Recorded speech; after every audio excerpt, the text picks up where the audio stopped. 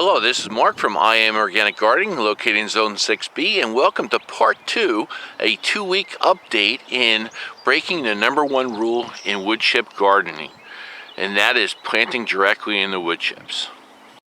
So in the last 2 weeks, we went from a snow-covered ground to 80-degree weather, which is currently it is right now today.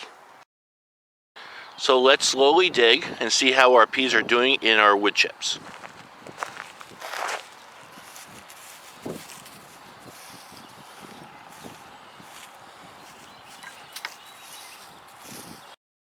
So let's see what we can find and move the camera for a better angle here. Now somewhere in here, I just saw one. Here's one. And now you can see the root. Let's take him out. Here's another one. There's one over here. Not too bad. Now here's a much better view. You can see here that we have a nice little taproot going down there.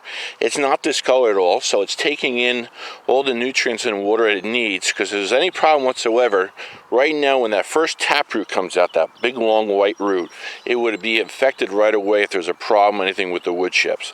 And also too, you can see that we have a nice sprout coming out the top end there.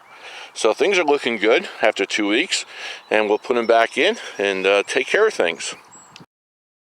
Well, you better listen to me, you little sweet peas.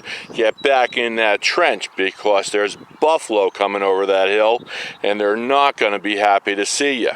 Never fear when the Duke is here. And if you can, please subscribe. I need a vacation. Thanks. I'll see you shortly. If you liked the video, please like it too. Thanks.